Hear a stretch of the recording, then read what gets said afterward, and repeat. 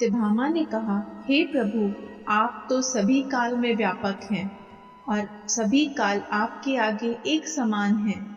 फिर यह कार्तिक मास ही सभी मासों में श्रेष्ठ क्यों? आप सभी तिथियों में एकादशी और सभी मासों में कार्तिक मास को ही अपना प्रिय क्यों कहते हैं? इसका कारण बताइए। भगवान श्री कृष्ण ने कहा, हे भामिनी, तुमने बहुत अच्छा प्रश्न किया है। मैं तुम्हें इसका उत्तर देता हूँ। ध्यान पूर्वक सुनो। इसी प्रकार एक बार महाराज बेन के पुत्र राजा पृथु ने प्रश्न के उत्तर में देवर्षि नारद से प्रश्न किया था और जिसका उत्तर देते हुए नारद जी ने उसे कार्तिक मास की महिमा बताते हुए कहा, हे राजन, एक समय शंख नाम का एक राक्षस बहुत बलवान एवं अत्याचारी हो गया था। उसके अत्याचारों से तीनों लोकों में त्राही त्राही मच गई। उस शंखासुर ने स्वर्ग में निवास करने वाले देवताओं पर विजय प्राप्त इंद्र आदि देवताओं एवं लोकपालों के अधिकारों को छीन लिया। उससे भयभीत होकर समस्त देवता अपने परिवार के सदस्यों के साथ सुमेरु पर्वत की गुफाओं में बहुत दिन तक छिपे रहे। तत्पश्चात वे निश्चिंत होकर सुमेरु पर्वत की गुफाओं में ही रहने लगे। उधर जब शंखासुर को इस बात का पता चला कि देवता आनंद पूर्वक सुमेरु पर्वत की गुफाओं में निवास कर रहे हैं, तो उसने सोचा कि ऐसी कोई दिव्य शक्ति अवश्य है जिसके प्रभाव से अधिकारहीन यह देवता अभी भी बलवान है। सोचते सोचते वह इस निर्णय पर पहुंचा कि वेद मंत्रों के बल के कारण ही ये देवता बलवान हो रहे हैं। यदि इनसे वेद छीन लिए जाएं तो वे बलहीन हो जाएंगे। ऐसा विचार कर शंखासुर ब्रह्मा जी के सत्यलोक से शीघ्र ही वेदों को हर लाया। उसके द्वारा ले जाए जाते हुए भय से उसके चंगुल से निकल भागे और जल में समा गए।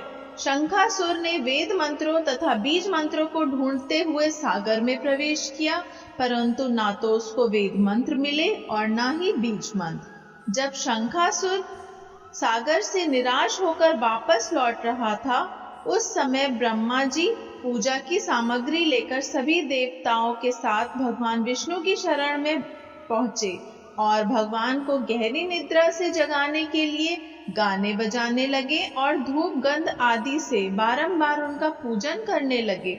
धूप दीप नैवेद्य आदि अर्पित किए जाने पर भगवान की निद्रा टूटी और वह देवताओं सहित ब्रह्मा जी को अपना पूजन करते हुए देखकर बहुत प्रसन्न हुए तथा कहने लगे, मैं आप लोगों के इस कीर्तन एवं मंगलाचरण से बहुत प्रसन्न हूँ। आप अपना अभीष्ट वरदान मांगिए, मैं अवश्य प्रदान करूंगा। जो मनुष्य अश्विन शुक्ल की एकादशी से देवोत्थान एकादशी तक ब्रह्म मुहूर्त में उठकर मेरी पूजा करेंगे, उन्हें तुम्हारी ही भांति मेरे प्रसन्न होने के कारण सुख की प्राप्ति होगी। आप लोग जो पाद्य अर्घ्य आचमन और जल आदि सामग्री मेरे लिए लाए हैं, वे अनंत गुणों वाली होकर आपका कल्याण करेगी। शंखासुर द्वारा हरे गए संपूर्ण वेद जल में स्थित हैं। मैं सागर पुत्र शंखासुर का वध करके उन वेदों को अभी लाए देता हूँ। आज से मंत्र बीज और वेदों सहित मैं प्रतिवर्ष कार्तिक मास में जल में विश्राम किया करूंगा। अब मैं मत्स्य का रूप धारण करके जल में जाता हूँ। तुम सब देवता भी मुनीश्वरों सहित मेरे साथ जल में आओ। इस कार्तिक मास में जो श्रेष्ठ मनुष्य प्रातः काल स्नान करते हैं, वे सब यज्ञ के अभ्रक स्नान द्वारा भली भांति नहा लेते हैं। हे देवेंद्र, कार्तिक मास में व्रत करने वालों को सब प्रकार से धन, पुत्र पुत्री आदि देते रहना और उनकी सभी आपत्तियों से रक्षा करना। हे धनपति कुबेर, मेरी आज्ञा के अनुसार तुम उनके धन धान्य की वृद्धि करना क्योंकि इस प्रकार का आचरण करने वाला मनुष्य मेरा रूप धारण करके जीवन मुक्त हो जाता है। जो मनुष्य जन्म से लेकर मृत्यु तक विधि पूर्वक इस उत्तम व्रत को करता है, वह आप लोगों का भी पूजनीय है।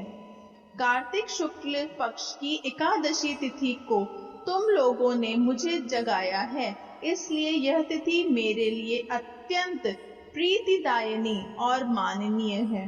हे देवताओं, यह दोनों व्रत नियम पूर्वक करने से मनुष्य मेरा सानिध्य प्राप्त कर लेते हैं। इन व्रतों को करने से जो फल मिलता है वह अन्य किसी व्रत से नहीं मिलता। अतः प्रत्येक मनुष्य को सुखी और निरोग रहने के लिए कार्तिक महात्म्य और एकादशी की कथा सुनते हुए उपर्युक्त नियमों का पालन करना चाहिए। श्रीमन्नारायण नारायण, श्रीमन्नारायण